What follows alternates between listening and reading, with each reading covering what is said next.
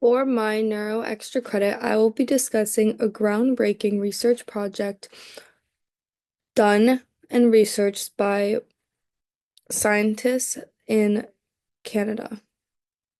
These scientists worked at Simon Fraser University as well as Sanford Research Center.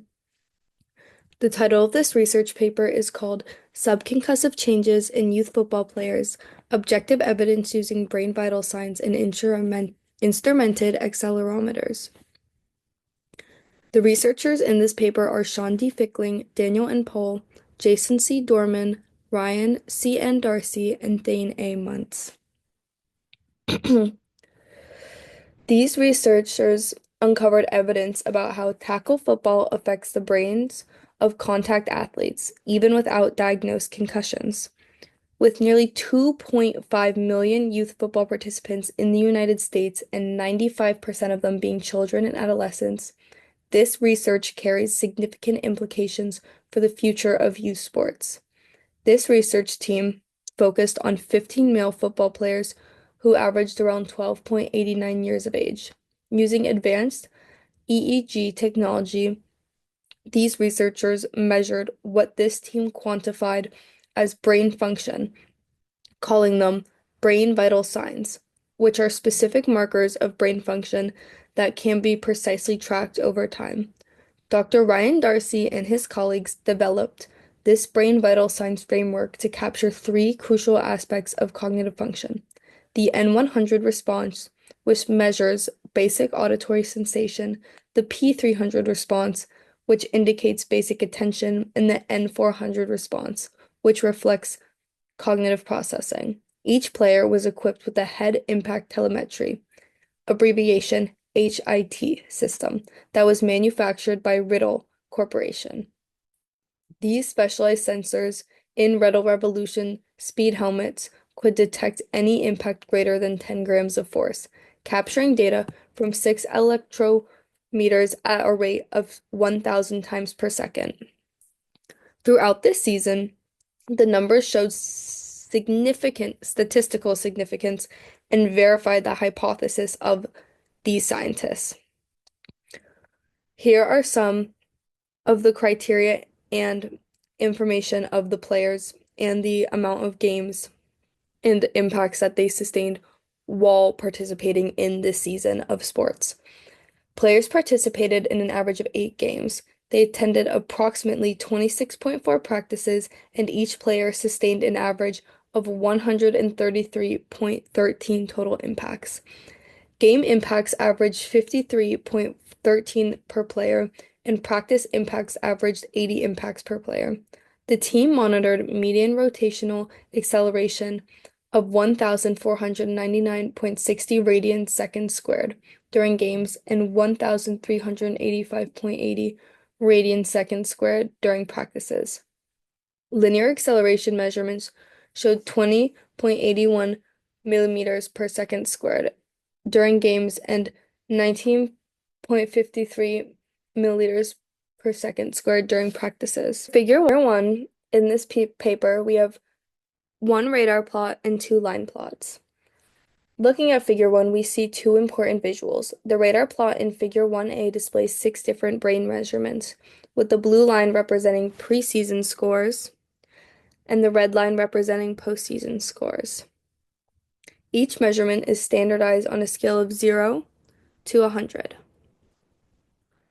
The important thing to notice in Figure A is that a drastic change in the N400 latency measurement. The red line dips significantly inward compared to the outer blue line. This represents a significant delay on average of a player's cognitive processing by the end of the season.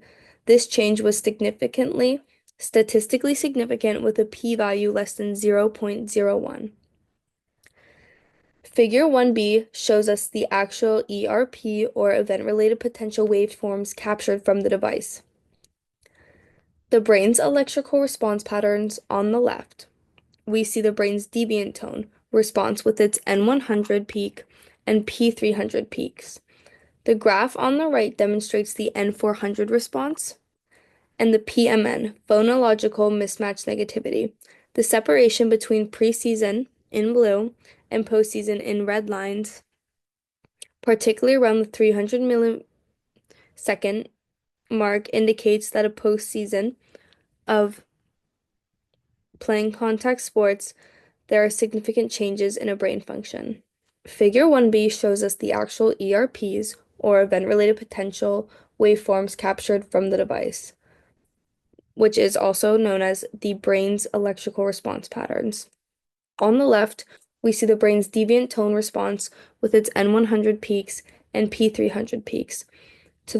On the graph on the right, it demonstrates the N400 response and the PMN, phonological mismatch negativity, which would be the brain's processing when presented with two incongruent word pairs and how the brain would process and how fast the brain would process that these incongruent word pairs are different, which we can see on the graph had a significantly high altitude. However, postseason, there is a significant dip in the brain's ability to process these incongruent word pairs and the fact that they were mismatched a lot slower than preseason.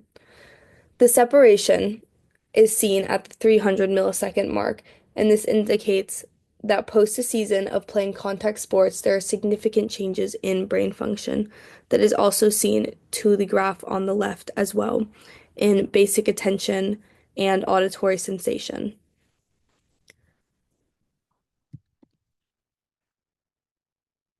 Figure 3 demonstrates the relationship between brain changes and head impacts through 6 different scatter plots. On these scatter plots, each dot represents an individual player. To me, the most interesting relationship appears in the total sessions plot, which shows us an R value of 0.863, indicating an extremely strong correlation. This means that changes in the brain vital signs could predict with 86.3% accuracy how many sessions a player participated in, which is literally insane. The relationship was also highly statistically significant with a p-value less than 0.01. Looking at only total impacts in actual game scenarios that these players underwent, we see that there's a stronger relationship with changes in cognitive function as opposed to a more casual practice and impacts in those casual practice, despite the fact that these players actually participated in fewer games than in practices. This suggests that game situations may produce more significant impacts that affect brain function. These findings are validated through rigorous statistical analysis by this team and suggest that youth football may involve significantly more contact than we have previously recognized as a society. The research provides objective evidence that even without diagnosed concussions, the cumulative effect of routine play can result in measurable changes to how young brains process any sort of information. The likelihood of such statistical significance in practically every aspect of a research project is highly unlikely. However, this just demonstrates the potential dangers that playing contact sports could have on the brain health of the world's youth. The reason this research is so important and I chose to focus on it today is because I feel like it could really open up the opportunity to protect young athletes who might not be as educated on the importance of brain health while preserving the valuable aspects of team sports.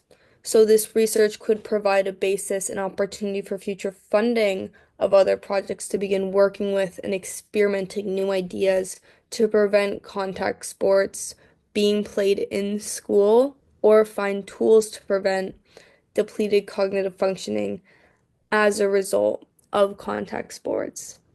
So, we can still, as a society, keep contact sports in our lives.